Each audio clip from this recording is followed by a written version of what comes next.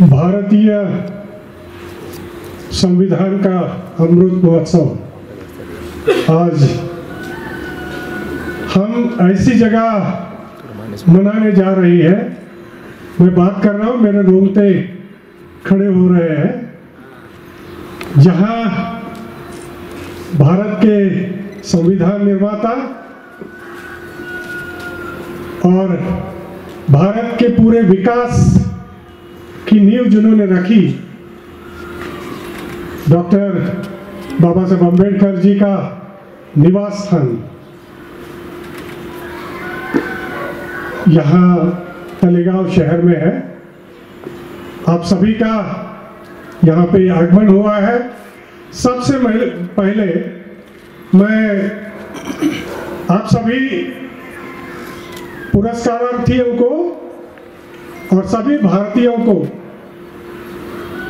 भारत के संविधान का अमृत महोत्सव की हार्दिक पहले बधाई देता हूं। डॉक्टर बाबा साहब अम्बेडकर पूरा विश्व उनका कार्य जानता है। आज का जो कार्यक्रम है, इसका लक्ष्य अलग है। मैं सबसे पहले मेरे सारे संविधान प्रेमी, आप भारत का प्रतिनिधित्व करने यहाँ पर आए हैं, जो भी बैठे हुए हैं, तो सारे संविधान प्रेमियों को मैं निवेदन करता हूं, 3 जोरदार तालियां बजाइए जो बाबा साहब के दिल तक पहुंच जाए संविधान के लिए।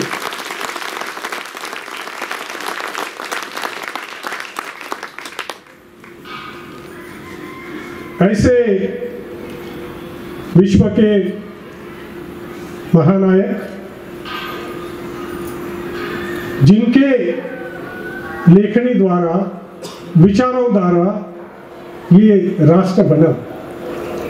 आज मैं बहुत शानदार सुन रहा था निवेदन, हमारी अभिनेत्री और निवेदन क्षेत्र में जिनका नाम है शोभा कुलकर्णी जी, उनके लिए भी जोरदार तालियां।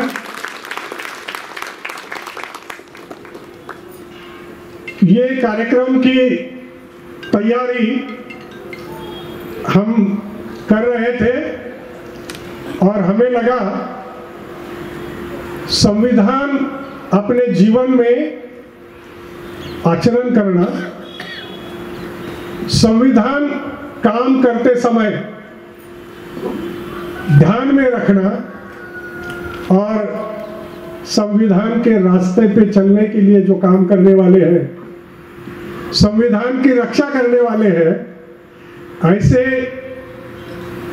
75 संविधान रक्षक को राष्ट्रीय संविधान पुरस्कार के द्वारा यहाँ बाबा साहब अम्बेडकर, विश्व रत्न बाबा साहब अम्बेडकर स्मारक समिति की ओर से, रोटरी क्लब के ओर से और समग्र डेवलपमेंट फाउंडेशन ओर से आपको पुरस्कृत करने का सौभाग्य हमको मिला और ये बहुत खुशी की बात है।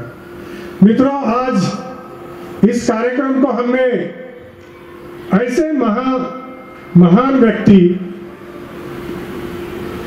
जो देश में मर मिटने के लिए तैयार है,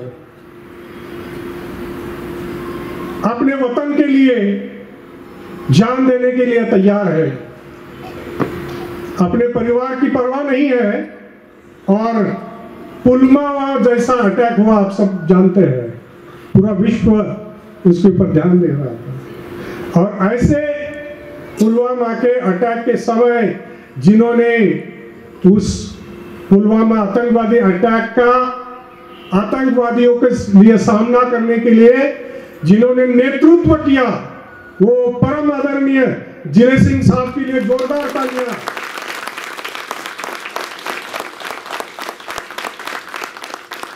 उनकी श्रीमती जी आज यहाँ पर मौजूद है, सुनीता जी, उनके लिए भी जोरदार तालियां।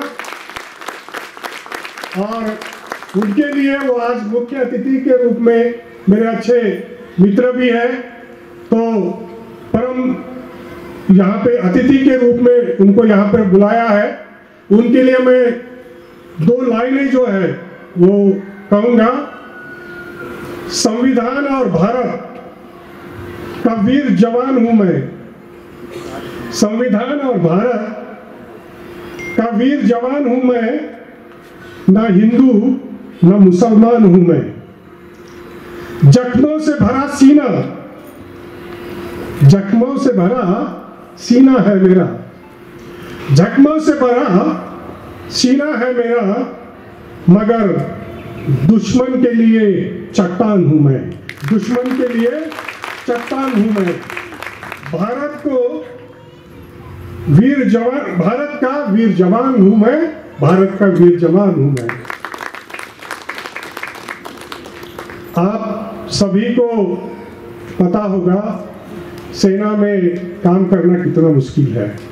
आज हमने ये सोचा कि एक संविधान निर्माता भारत की रक्षा के लिए उन्होंने संविधान लिखा और सारी प्रणाली कोई इधर उधर कर नहीं सकता। आप सुन रहे हैं संविधान बदलेगा, ये बदलेगा, वो बदलेगा, नहीं। स्वातंत्र्य, समता, बंधुता पूरे विश्व में है, बुद्ध का संदेश है, इसे कोई बदल नहीं सकता। क्यों? क्योंकि ये हर जोरदार तालियां होनी चाहिए इसके लिए, इसे कोई बदल नहीं सकता, क्योंकि ये भाईचारा सिखाता है, बंधुता सिखाता है, प्रेम सिखाता है, सहिष्णुता सिखाता है। ये सारे विश्व में जरूरी है। तो पूरा विश्व हमारा संविधान सीखता है, हमारी संविधान की सराहना करता है और सारे यूनाइटेड नेशन में जय भीम का नारा लगता है। आप देख रहे होंगे जय भीम। बाबा साहब ने भारत को विश्व तक बनाने का काम संविधान लिखने के बाद किया। तो मैं आज के अतिथि यहाँ पर है, दूसरे अतिथि मौजूद है। अभी मैं सुन रहा था बुद्ध के सील, आचरण, अष्टसील, पंचशील और सारी बुद्ध की वाणी, जिन्होंने बहुत उसका अभ्यास किया है और स्वयं पूना शहर में अपनी व्यस्तता के बावजूद जो युवाओं के लिए, बच्चों के लिए धम्मशाला का आयोजन करते हैं, ऐसे महान व्यक्ति संयुक्त सचिव भारत सरकार और नम्रता, विनम्रता जिनके रग रग में भरी हुई है, वो मेरे परम मित्र आदरणीय मिलिंद पान-पाटिल जी के लिए जोरदार तालियां होनी चाहिए, इस प्रोग्राम में मौजूद है। दूसरे मिलिंद जी उनके बगल में बैठे हुए हैं, जो बहुत अच्छे कलाकार हैं, चित्र बहुत अच्छा निकालते हैं। जे स्कूल ऑफ आर्ट आपने सुना होगा, महाराष्ट्र में जितने कलाकार हैं उनके अंडर ट्रेनिंग लेते हैं और अभी रोटरी क्लब के प्रेजेंट अध्यक्ष है। मैंने ये बात पहले उनसे की और उन्होंने परमिशन ली विश्व रत्न डॉक्टर बाबा साहब अम्बेडकर स्मारक समिति की अध्यक्षा, फायर लेडी कहते हैं उनको पूरे महाराष्ट्र में, एडवोकेट रंजना जी भोसले मैडम। तो इन दोनों ने, मैंने जब आवाज दिया तो कहा कि इतने काम करने वाले अच्छे लोग हैं, तो पहला देश का राष्ट्रीय संविधान प्रोग्राम यहाँ पे हो रहा है, पुरस्कार देश का पहले, और वो भी बाबा साहब के घर। आप मुझे तो गर्व बहुत महसूस हो रहा है, आपको भी होता होगा यहाँ आने के बाद। तो इस प्रोग्राम को हमने इस तरह के चलाने के लिए काम किया। आज रंजना ताई है, थूल साहब है यहाँ पे, जिनका योगदान यहाँ पे स्मारक समिति के लिए है, हमारे स्काउट गाइड के सारे ऑफिसर्स हैं और सारे रोटरी की टीम यहाँ पे मौजूद है, उनके लिए भी जोरदार ताली। हमारे बीच में ग्लोबल वेलनेस एम्बेसडर रेखा चौधरी जी यहाँ पर मौजूद है, उनके लिए भी जोरदार ताली। रेखा जी आइए, जागा द्या मैडम ने। मित्रों, मैं ये पार्श्व में बता रहा था अभी संविधान कैसा है, कितने पन्ने का है, कितने कलम लिखे हुए हैं, इस पे बात हम नहीं करेंगे। आपको पढ़ना होगा इसको, अगर पढ़ा नहीं है तो। हम बात करेंगे संविधान के लिए हमारी जिम्मेदारियां क्या है, आज हम क्या कर सकते हैं। तो हमारी जिम्मेदारियां है, संविधान के जो तत्व है, प्रियम्बल्स है, वो हमें जो सिखाया है वो अपने जीवन में लागू करें। पहले अपने परिवार के सदस्यों के साथ लागू करें, संविधान घर में पढ़ें, अपने पड़ोसियों को लिए पढ़ाओ, अपने सोसाइटी में संविधान का अध्ययन करो और संविधान की पाठशालाएं चलनी चाहिए। विश्व में संविधान पढ़ा जा रहा है सारे यूनिवर्सिटीज में, और भारत का नागरिक 90% लोगों ने संविधान नहीं देखा, जिसके जरिए हम पूरी भारत देश की कार्यप्रणाली चलाते हैं। तो हमारा ये अभियान आज अब संविधान के राष्ट्रीय संविधान रक्षक पुरस्कार भी है, पुरस्कारार्थी भी है, और मैं दूसरा शब्द इस्तेमाल करूंगा, आप संविधान के आज से एम्बेसडर बन के काम करेंगे, संविधान एम्बेसडर। रेखा जी की कल्पना है एम्बेसडर की, है? तो संविधान का एम्बेसडर बन के आप काम करेंगे। मेरे बहुत मित्र, सभी अवार्डीज जो है, उनका काम मैंने देखा है। मैं इतना गौरवान्वित करता हूँ कि उनका योगदान देख के मुझे बहुत आश्चर्य लगता है कि लाइफ में आपका काम, आपका ड्यूटी सारा छोड़ के संविधान को समाज तक पहुंचाने का काम आप बहुत अच्छी तरह से कर रहे हो। तो इसी एक्शन पे हम आज काम करेंगे और संविधान बचाने की हमें जरूरत नहीं है। संविधान बहुत बड़ा है, बहुत बड़ा, उसको दुनिया कहीं से कहीं हिला नहीं सकती, कोई ताकत उसको हिला नहीं सकती। हमें सिर्फ संविधान का अध्ययन करना है। तो मैं पुनः एक बार सारे मेरे टॉप पुरस्कारार्थियों का अभिनंदन और स्वागत करता हूं, और मैं कहता हूं, मौत का वहम इतिहास में बदल सकते हो, मौत का वहम इतिहास में बदल सकते हो, पाप का पुण्य में विश्वास बदल सकते हो। मेरे संविधान प्रेमियों, रख लो अपने भावों पे धर्मरसा। ये धरती तो क्या, आसमान बदल सकते हो, आसमान बदल सकते हो। ये ताकत संविधान ने दी है। हर व्यक्ति ऊर्जावान है, हर व्यक्ति, जितनी शक्ति प्रधानमंत्री की है उतनी शक्ति हर नागरिक की है, हर व्यक्ति की है। इतना बड़ा अधिकार देने वाला विश्व में कोई डॉक्यूमेंट नहीं है। No document has proved that कि इतना लोगों को एम्पावर कर लिया। तो बाबा साहब अम्बेडकर ने कितना परिश्रम किया, कितना पढ़ाई किया, ये सारी चीजें हैं। मैं पुनः एक बार आप सभी का यहाँ पे धन्यवाद और स्वागत करता हूँ। Thank you. जय भीम।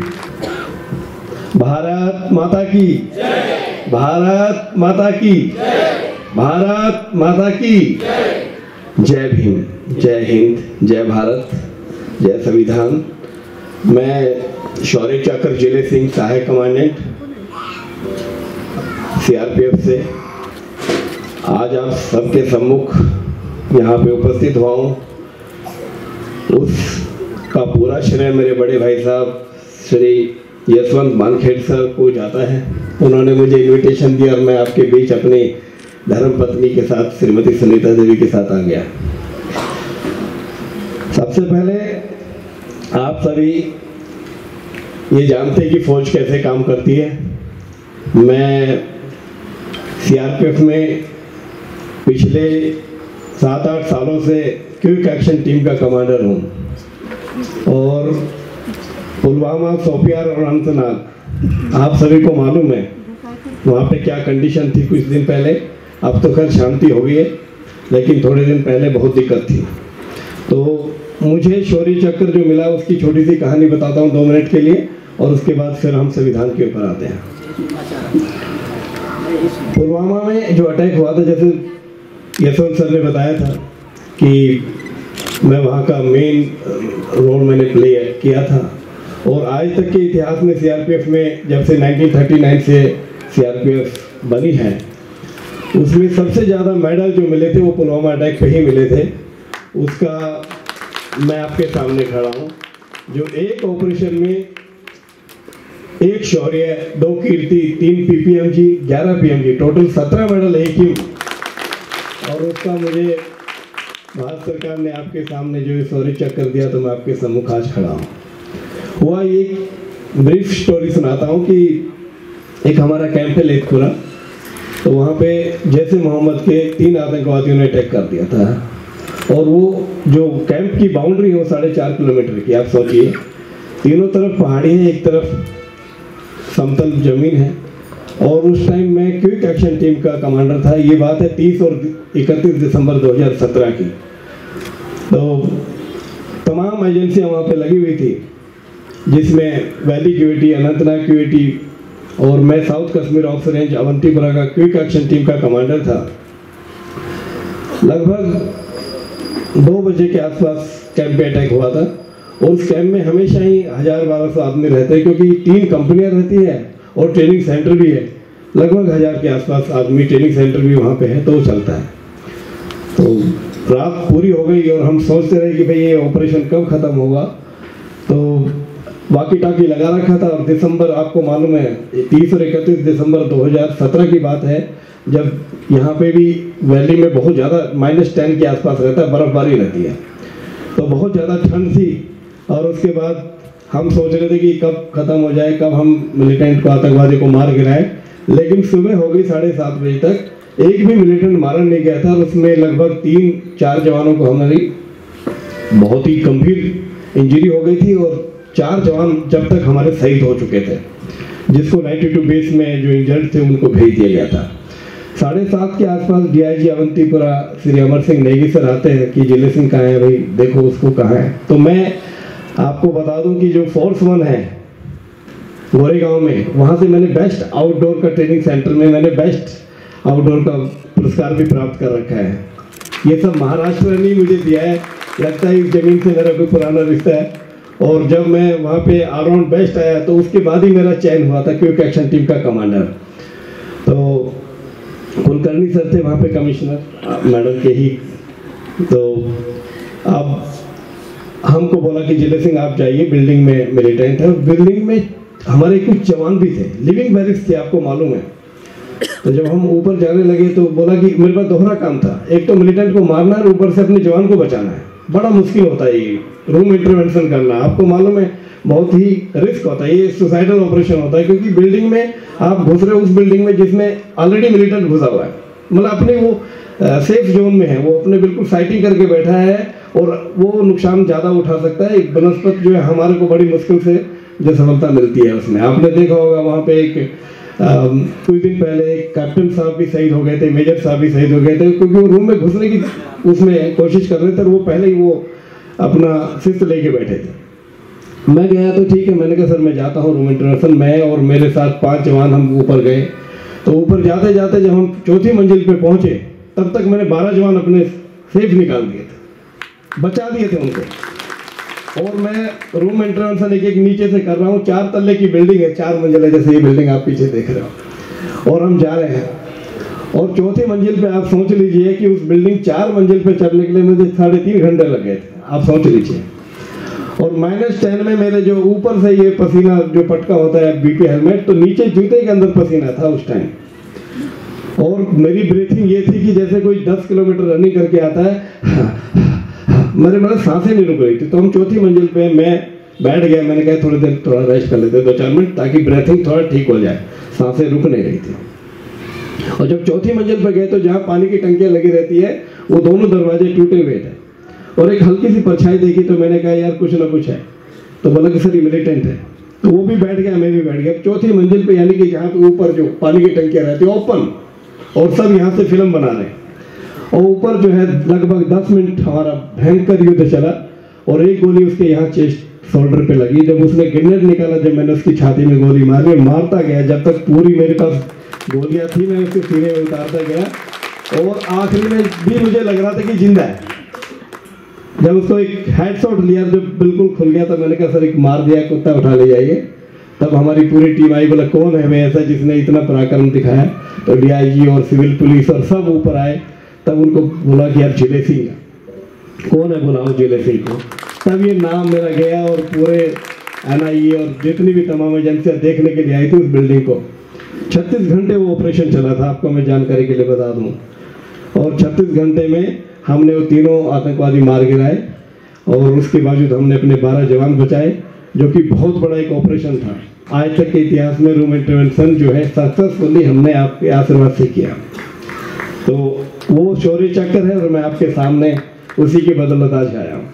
आप सभी को मालूम है कि बाबा साहब का त्याग, तपस्या और उनका बल जो भी उन्होंने समाज के लिए किया, वो तो शब्दों में कह पाना, हम बहुत छोटे, बहुत हमारी छोटी सोच, और हम इतने नहीं है कि हम उनके बारे में कुछ बताएं। वो तो ऐसा ही होगा कि किसी सूरज को आप दीपक दिखा रहे हो।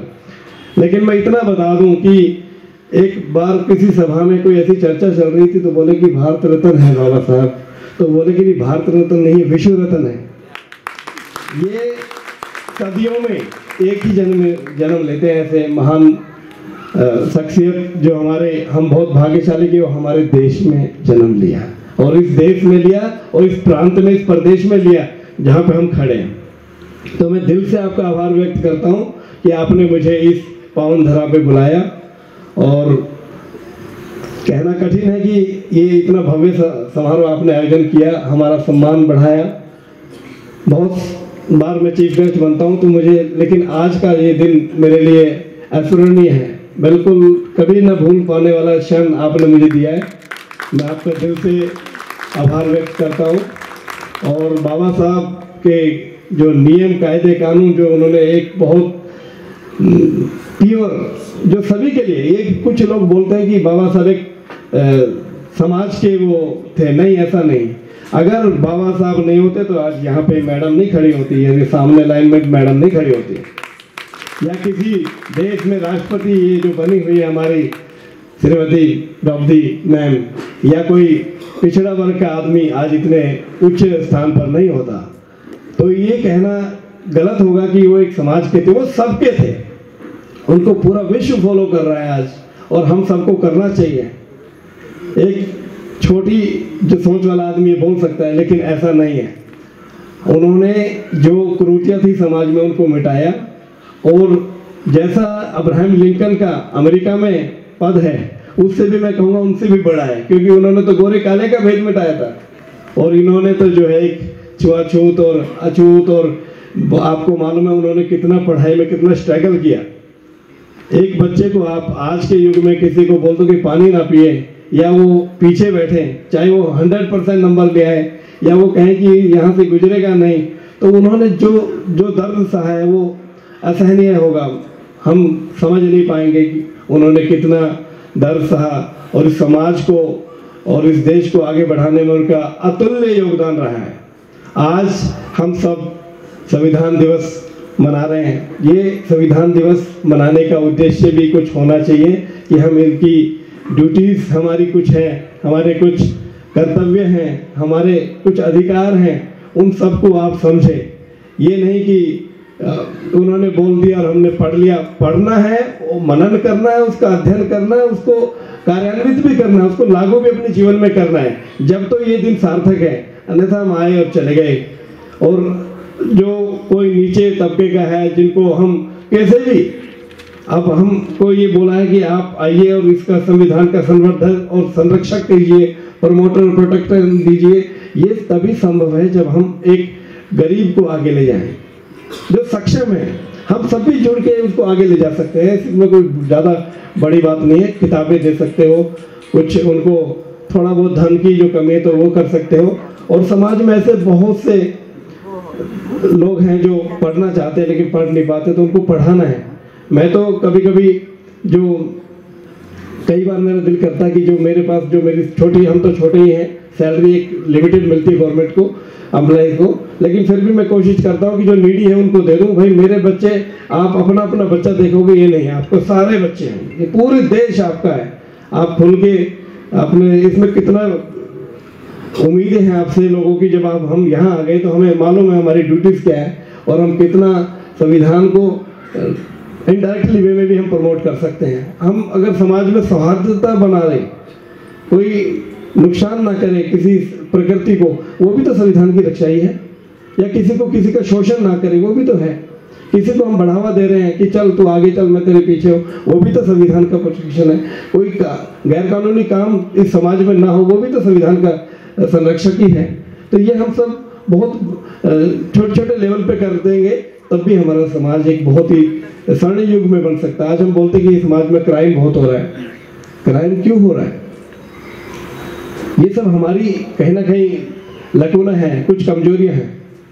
क्राइम को आप बढ़ावा ही देते हैं तो बढ़ता ही बढ़ता एकदम वो लास्ट स्टेज में पहुंच जाता है, उसको तुरंत दबाइए। कहीं भी कुछ होता है तो आपने आगे बढ़ के और उसको अपना काम करना है। एक सिविलियन भी एक बहुत बड़ा रोल अदा कर सकता है समाज के लिए, और करते आए हैं। तो मैं ज़्यादा कुछ ना बोलते हुए, मेरे को इतना मौका दिया आपने, बहुत बहुत धन्यवाद। शांतीचा संदेश देणारे तथागत महामानव भगवान गौतम बुद्ध, ज्यांनी स्वानुभूतीवर 4 आर्य सत्यांचा शोध लावला। संपूर्ण विश्वात दुःख आहे, कारण दुःखाला कारण आहे, ज्या दुःखाला कारण आहे त्याचा निरोध होतो, आणि त्या दुःखाचा निरोधाचा आर्य अष्टांगिक मार्ग आहे, हे ज्यांनी स्वानुभूतीवर सिद्ध केलं वैज्ञानिक दृष्टिकोनातून, असे डॉक्टर बाबासाहेब आंबेडकरांचे पहिले गुरु तथागत महामानव सम्यक संबुद्ध। आणि ज्यांच्याबद्दल म्हणायचं झालं म्हणजे, जर हा महामानव झिजला नसता तर आज हा तुमचा आमचा देह टाय कोट सूट बुटाने सजला सवरला नसता। हा देह टाय कोट सूट बुटाने सजण्या सवरण्याऐवजी कोणातरी पाटलाच्या खोत्याच्या अथवा देशमुखाच्या वाऱ्यावर चाकरी करीत करीत झिजला असता। परंतु या महामानवाने आपले उभे आयुष्य झिजवले, तुम्हाला आम्हाला घडविले, म्हणून तर आज तुमच्या आमच्यासारख्या अंधांना डोळे मिळाले, डोळ्यांना हात मिळाले, पांगडे पडू लागले, अनमुखे बोलू लागले, असा तो महामानव म्हणजे विश्वरत्न डॉक्टर बाबासाहेब आंबेडकर। आज सन्माननीय विचारमंच, या विचारमंचवर उपस्थित असलेले माननीय अतिथी डॉक्टर कनकरत्नम IPS, महाराष्ट्राचे माजी पोलीस महासंचालक, आदरणीय जिलेसिंह शौर्य चक्र पदक विजेता भारत सरकार, आदरणीय यशवंत मानखेडकर साहेब उपसंचालक निवृत्त युवा कार्यक्रम क्रीडा मंत्रालय, आदरणीय मिलिंद शेलारजी, आणि इथं जमलेले सर्व उपासक आणि उपासिका। आजचा हा जो कार्यक्रम आहे, आपण फक्त म्हणतो की भारताचं संविधान, आपण फक्त भारतवासियांना शुभेच्छा देतो, पण मी म्हणेल डॉक्टर बाबासाहेब आंबेडकरांनी भारताचं संविधान हे फक्त भारतासाठी लिहिलं नसून हे संपूर्ण विश्वासाठी लिहिलं आहे। तुम्ही बघा, आजही जिथं जिथं जर संविधानाच्या बाबतीत कुठल्याही देशामध्ये जर गरज भासत असेल, तर आज अमेरिकेसारखा देश सुद्धा भारताचं संविधान रेफर करून त्यांचे प्रॉब्लेम सॉर्ट आउट करतो।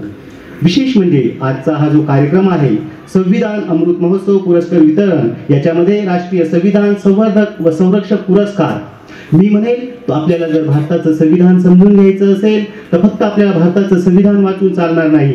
भारताचं संविधान समजण्यासाठी तुम्हाला या 3 ग्रंथांचा पूरक अभ्यास करावा लागेल, आणि ते 3 ग्रंथ म्हणजे भारताचं संविधान, मनुस्मृती आणि डॉक्टर बाबासाहेब आंबेडकरांनी लिहिलेला बुद्ध यांनी धम्मा।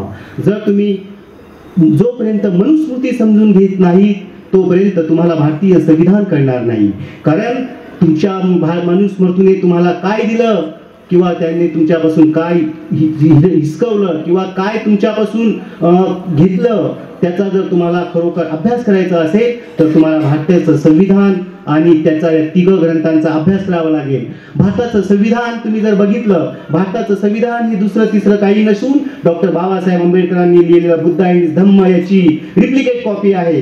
तुम्ही बघा, भारताच्या संविधानामध्ये जे जे आर्टिकल्स आलेले आहेत, जे जे कार्यप्रणाली आली आहे, न्याय व्यवस्था म्हणा किंवा राज्य करण्याची पद्धत म्हणा, ही सगळं डॉक्टर बाबासाहेब आंबेडकरांनी त्यांचे प्रथम गुरु तथागत सम्यक संबुद्ध यांच्या विचारातून घेतली आहे. आपण म्हणतो की भारताचं संविधान हा ग्रंथ फक्त शासन करण्याची पद्धत आहे, तर ते मुळीच नाही. भारताचं संविधान हे शासन करण्याची पद्धत तर आहेच, परंतु आदर्श जीवन कसं जगावं हे शिकवणारं भारताचं संविधान हे महत्त्वाचं अत्यंत मौलिक असं डॉक्युमेंट आहे, असा मौलिक असा ग्रंथ आहे. डॉक्टर बाबासाहेब आंबेडकरांनी ह्या बंगल्यामध्ये भारताच्या संविधानाची जी मूळ प्रत आहे की जे मूळ त्यांनी जे लेखन केलं ते लेखन ह्या बंगल्यामध्ये केलेलं आहे. हा बंगला त्याला साक्ष देतो आणि हाच पवित्र असा वारसा जपून आमचे मित्र आदरणीय मानखेडकर साहेब यांनी हा पुरस्काराचा म्हणजे असा हा पुरस्काराचा कार्यक्रम जो आहे हा फक्त भारतात पहिल्यांदा होतो आहे. त्यामुळे या सर्वांचं श्रेय आमचे आदरणीय मित्र मानखेडकर साहेब यांना जातो. मित्रांनो, आपल्याला फक्त आता भारतीय संविधान वाचून चालणार नाही. आपण काय करतो, भारतीय संविधान वाचतो, भारतीय संविधान इतकी कलम आहे, ते आहे, ते आहे, हे सगळ्यांना माहिती आहे.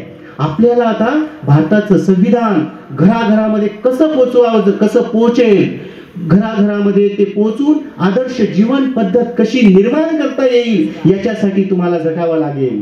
डॉक्टर बाबासाहेब आंबेडकरांनी बुद्ध आणि धम्म लिहिला आणि त्याच्याकरता बाबासाहेबांनी आपल्याला 22 प्रतिज्ञा दिल्या. कारण डॉक्टर बाबासाहेब आंबेडकर म्हणायचे, माझा समाज हा अशिक्षित आहे, त्यांना इंग्रजी प्रत कळणार नाही, त्यांना मराठी ते 500 पानांचं पुस्तक कोणी वाचणार नाही, म्हणून डॉक्टर बाबासाहेब आंबेडकरांनी आपल्याला 22 प्रतिज्ञा दिल्या. पण आज विचार करा मित्रांनो, आपण शिकलो, सवरलो, खूप मोठे झालो, पण आपण फॉलो करतो का 22 प्रतिज्ञा? आज नाही करत. कारण ती बाबासाहेबांना जे द्यायचं होतं ते देऊन गेले, परंतु त्याला कसं इम्प्लिमेंट करायचं ते आपण अजूनही विसरलो आहोत. त्याचप्रमाणे डॉक्टर बाबासाहेब आंबेडकरांनी भारताचं संविधान लिहिलं, त्याचं प्रियांबल लिहिलं. प्रियांबल मध्ये लिहिलं स्वातंत्र्य, समता, न्याय आणि बंधुता. बाबासाहेब म्हणतात की न्याय कसा असावा, न्याय हा सामाजिक न्याय पाहिजे. तुम्ही आपल्याला सामाजिक न्याय जाणून घ्यायचा असेल तर बाबासाहेबांनी त्यांचेच गुरु यांची उदाहरणं दिलेली आहेत. आता आपल्याकडे वेळ खूप कमी आहे तरी मी थोडक्यात सांगेन की डॉक्टर बाबासाहेब आंबेडकरांनी सामाजिक न्याय कसा घेतला, कोणाकडून घेतला, आपल्या गुरूंकडून घेतला. त्यांनी सामाजिक न्याय घेतला महात्मा ज्योतिबा फुलेंकडून. पुण्यातल्या काशीबाई नावाच्या ब्राह्मण विधवा, जिचा पिढीपुढे गरोदर होते, तिला त्यांच्या मुलाला आपलं नाव देऊन त्यांचा सांभाळ करतात, त्याला डॉक्टर बनवतात आणि त्याचं नाव यशवंतराव ठेवतात. हा सामाजिक न्याय बाबासाहेबांना अपेक्षित होता. मी आता उदाहरण खूप मोठं आहे, मी ते शॉर्ट मध्ये सांगतो, आपल्याकडे वेळ नाही आहे. बाबासाहेबांना सामाजिक न्याय कसा अपेक्षित होता की कोल्हापूरच्या संस्थानामध्ये जेव्हा शाहू महाराजांनी आरक्षण दिलं, गंगाराम कांबळे नावाच्या मनुष्याला जेव्हा त्यांनी आपल्या संस्थानात ठेवलं आणि त्यांच्या गैरहजेरीत जेव्हा त्यांचा छळ झाला, ते सोडून जातात, तेव्हा शाहू महाराज त्यांना बोलवतात, त्यांना स्वतःचा हॉटेल टाकून देतात आणि मग ते म्हणतात की महाराज माझ्या हॉटेलवर, मी महाराजांचा माणूस, माझ्या हॉटेलवर कोण येणार? तेव्हा महाराज म्हणतात, अरे तुझ्या हॉटेलवर सगळ्यात आधी चहा प्यायला मी येईल. हा सामाजिक न्याय बाबासाहेबांना अपेक्षित होता. तिसरं सामाजिक न्यायाचं उदाहरण म्हटलं की जेव्हा आरक्षणाची सुरुवात शाहू महाराजांनी आपल्या संस्थानात केली 1906 मध्ये, तर तेव्हा गणपतराव अभ्यंकर नावाचे गृहस्थ येतात आणि म्हणतात की बाबासाहेब म्हणतात, शाहू महाराज हे आरक्षण तुम्ही असं कसं सुरू केलं? तेव्हा शाहू महाराज म्हणतात की नाही, की त्यांच्या वाट्याला त्यांचा शेर आला पाहिजे आणि ते घोड्याच्या तबेल्यात घेऊन जाऊन त्यांना ते उदाहरण दाखवतात. असा सामाजिक न्याय बाबासाहेबांना अपेक्षित होता. तर आता आपल्याला जर भारताचं संविधान घरोघरी पोहोचवायचं असेल तर आपल्याला आम्हाला संविधानाची शाळा सुरू करावी लागेल. प्रत्येक आपल्या शिकलेल्या सवरलेल्या लोकांनी, आणि त्यात मी विशेषपणे जे IT मध्ये काम करतात, ज्यांना शनिवार रविवार सुट्टी असते, त्यांच्या बायकांनी, त्यांच्या मिसेसनी कमीत कमी आपल्या नवऱ्याला एक दिवस तरी मोकळं सोडावं. अरे जा बाबा, तू समाजासाठी काहीतरी कर. हे जोपर्यंत घरातल्या गृहिणीकडून येणार नाही तोपर्यंत तो माणूस जे आहे समाजामध्ये जाऊन संविधानाची शाळा सुरू करणार नाही.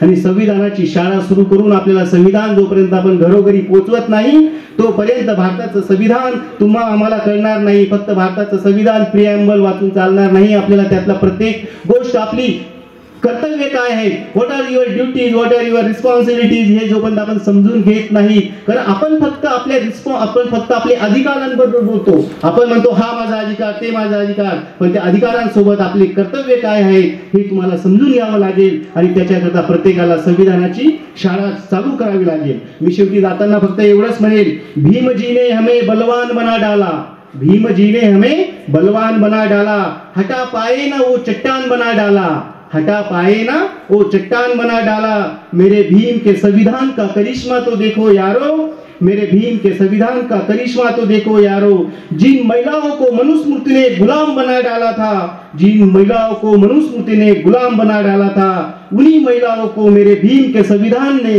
भारत के राष्ट्रपति और प्रधानमंत्री बना डाला, प्रधानमंत्री बना डाला. सर्वजण 75व्या संविधान दिनाच्या निमित्ताने या राष्ट्रीय संविधान संवर्धन व संरक्षण पुरस्कार 2024 या कार्यक्रमात एकत्र आलो आहोत. याचा मला अत्यंत अभिमान वाटतो. आपले भारतीय संविधान ही आपल्या लोकशाहीची मुळाक्षरे आहे.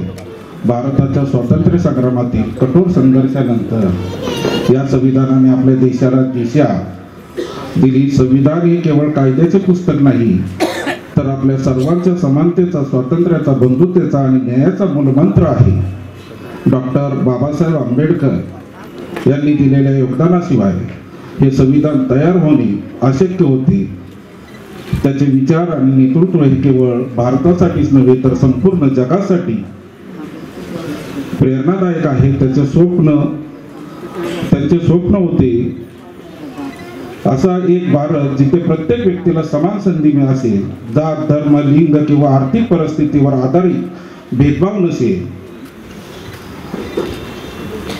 Rotary club of Talegaon MIDC व समग्र डेव्हलपमेंट फाउंडेशन यांच्यातर्फे आयोजित हा कार्यक्रम म्हणजे आपल्या संविधानाचा मूल्याचा प्रचार आणि प्रसार करण्याचा एक नम्र प्रयत्न आहे.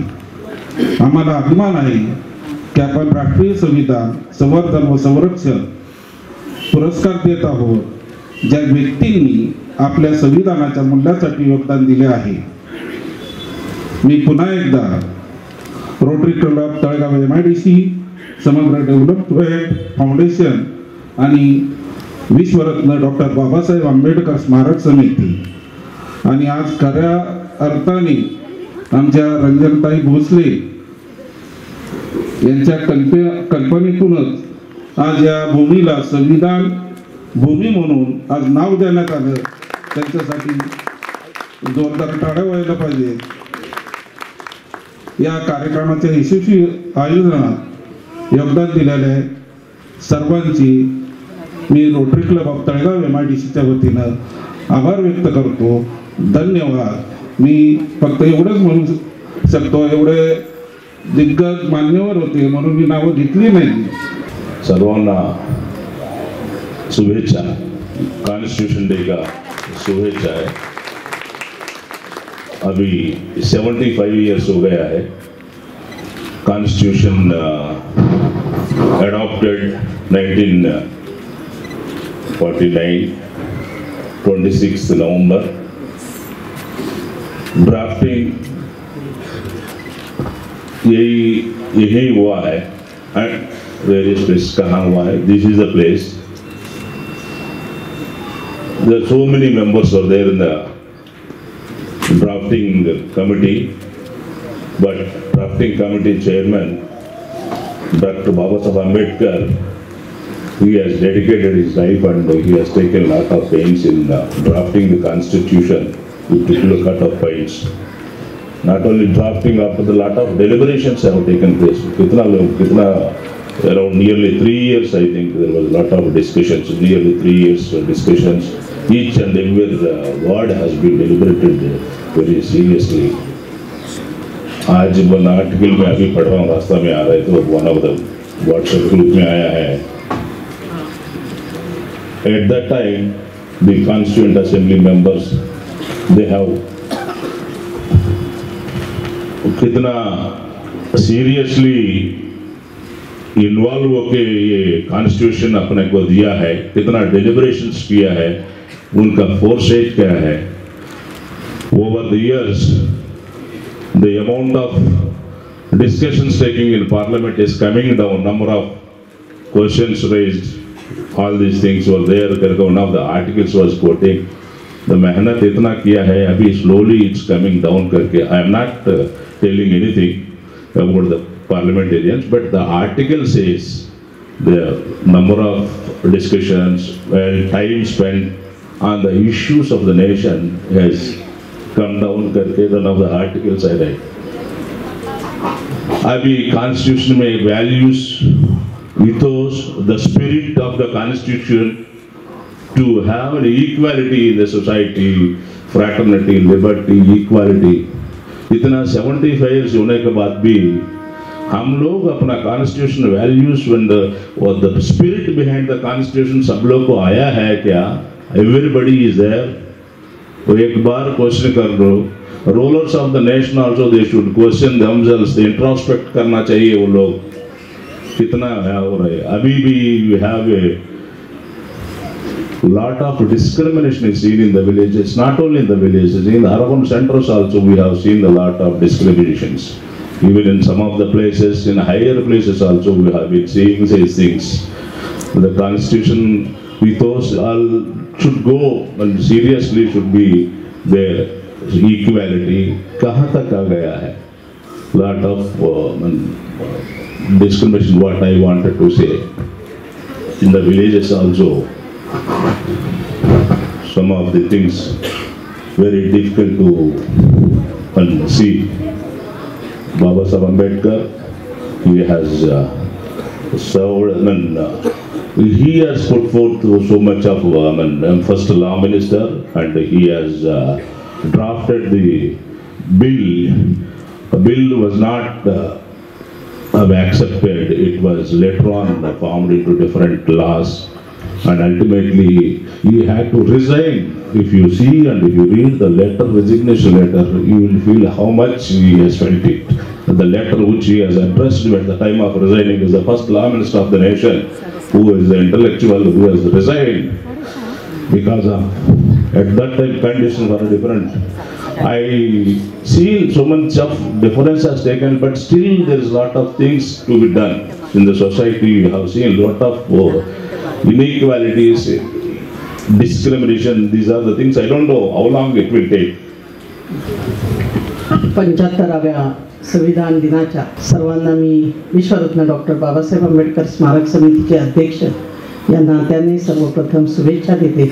आणि या प्रांगणात आपण जमलात, आपण या कार्यक्रमाला उपस्थित राहिलात, आपल्या सगळ्यांचं मनापासून स्वागत करते। आजच्या या संविधानाच्या अमृत महोत्सवानिमित्त राष्ट्रीय संविधान संवर्धक व संरक्षण पुरस्काराचं आयोजन ज्यांच्या माध्यमातून झालं, ते आयोजकांमधले एक आपल्या रोटरी क्लब ऑफ तळेगाव यांचे MIDC, rotary club of Talegaon आणि रोटरी क्लब ऑफ MIDC अशा दोन आमच्याकडे क्लब्स आहेत।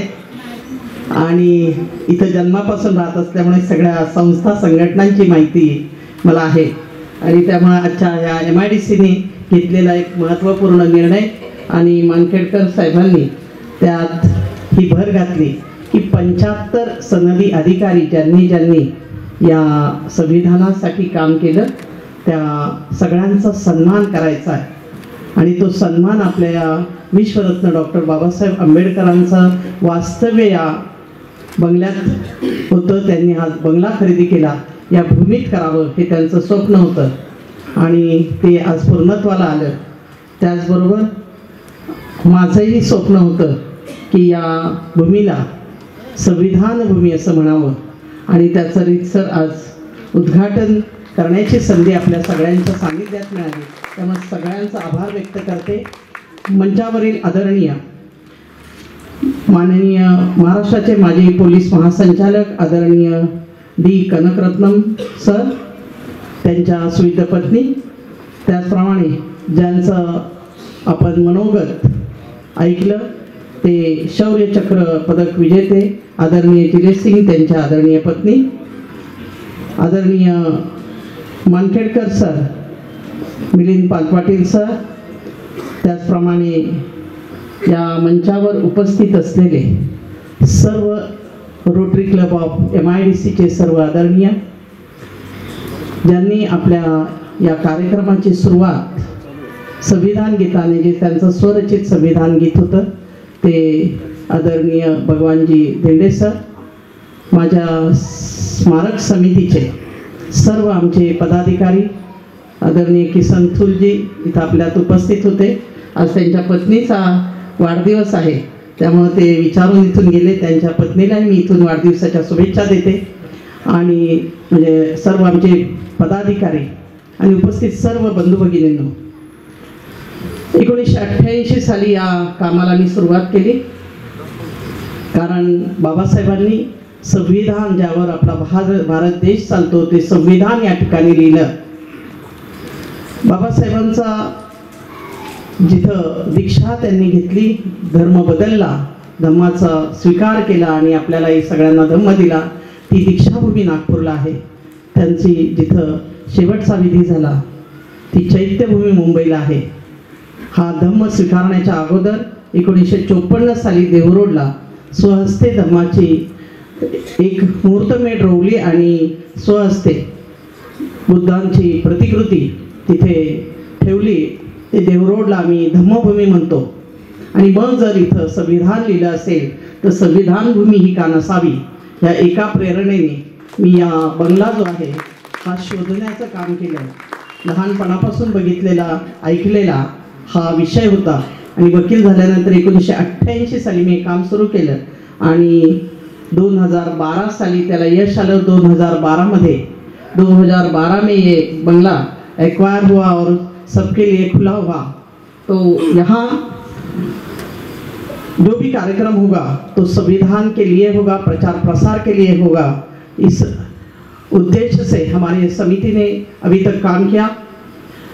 तो आज भी ये काम अब मानखेड़कर सर ने जो किया है वो सबसे ऊंचा काम है ऐसा मैं कहूँगी. उनको धन्यवाद दूंगी. तर असा या कार्यक्रम नेहमीच आपल्या तळेगावात या मंचावरून व्हावे हा प्रयत्न असायचा. आणि म्हणून 2012ला जेव्हा हा बंगला आमच्या ताब्यात आला त्यानंतर मी सगळ्यांना आवाहन केलं होतं की आपण या आणि इथं घटनेच्या प्रचार प्रसारासाठी आणि मानवतेच्या संवर्धनासाठी जे जे कार्यक्रम आपल्याला घेतील, कुठलीही संघटना असेल, कुठल्याही जाती धर्माची असेल, कुठल्याही उद्देशाने प्रेरित असेल, परंतु त्याचा उद्देश मात्र संविधानाचा प्रचार करणं असलं पाहिजे, लोकांच्या उन्नतीसाठी असलं पाहिजे. आणि म्हणून हा बंगला ताब्यात आल्यानंतर आम्ही सर्वप्रथम इथे लायब्ररी सुरू केलेली आहे आणि त्या लायब्ररीतून तिथं वाचन करत असताना अनेक विद्यार्थी अभ्यास करायला लागले. आणि मला सांगायला अभिमान आणि आनंद वाटतो की 27 अधिकारी या ठिकाणी अभ्यास करून इथं महाराष्ट्र शासनाच्या आणि आपल्या केंद्र सरकारच्या सेवेत ते गेलेले आहेत आणि देशासाठी काम करत आहेत. अनेकही विद्यार्थी इथं घडतील. जाता मला खरं तर पुरस्कार दिला आणि त्याचं उत्तर द्यायला सांगितलंय, परंतु पार्श्वभूमी थोडी सांगणं आपल्याला गरजेचं होतं. आणि त्यापुढे बरोबरच ही जागा आता आपण या कार्यक्रमाला बघितली, अतिशय छोटी जागा झाली. आपण 200-300 लोक इथं बसू शकतो, परंतु त्यासाठी आपल्याला त्याच्या बाजूची जागा घ्यायची. मी थोडासा 1 मिनिट आपला घेईल. आपल्याकडे पुरस्कार जे आलेले आहेत त्यांनी संविधानावर काम केलं, संरक्षणाचं काम केलं, संविधानाच्या संवर्धनाचं काम केलं. ते सर्व आदरणीय 75 सनदी अधिकारी किंवा यात काम केलेल्या सगळ्या व्यक्तींचा सन्मान आणि सन्मान आपण हा करतोय. त्या सगळ्यांसह आपल्या सगळ्यांना मी आवाहन करेन की शेजारची जागा 2010 पासून आमची संस्था मागणी करते, परंतु त्यात फार यश आलं नाही. म्हणून मी यावेळेस एक प्रस्ताव सगळ्यांसमोर ठेवलाय की ही जी जागा आहे बाबासाहेबांच्या प्रेरणेने त्यांनी सांगितल्यामुळे त्यांनी आपल्याला ताकद दिल्यामुळं, ऊर्जा दिल्यामुळं जे शिक्षण आपण घेतलं आणि ज्यातून आपण अर्थार्जन करतो त्यातला काहीतरी भाग ह्या स्मारकासाठी आपण सगळ्यांनी द्यावा. आणि त्यासाठी आम्ही एक संकल्प केला की ही जी संविधान भूमी आहे ही विकसित करायची असेल तर त्याला जागेची आवश्यकता आहे. शेजारची जागा आम्ही फार प्रयत्नांनी रिकामी ठेवली, कारण सुरुवातीला कार्यक्रम घेतला इथं बांधकाम झालं, समोर कार्यक्रम घेतला बांधकाम झालं, आणि म्हणून फार प्रयत्नांनी शेजारची भूमी आम्ही रिकामी ठेवली. तिथं हा बंगला असाच अबाधित ठेवून एक मोठी स्मारकाची इमारत निर्माण झाली पाहिजे की जिथं विद्यार्थी खरोखरी आपले शिक्षण पूर्ण करतील आणि देशाच्या सेवेत.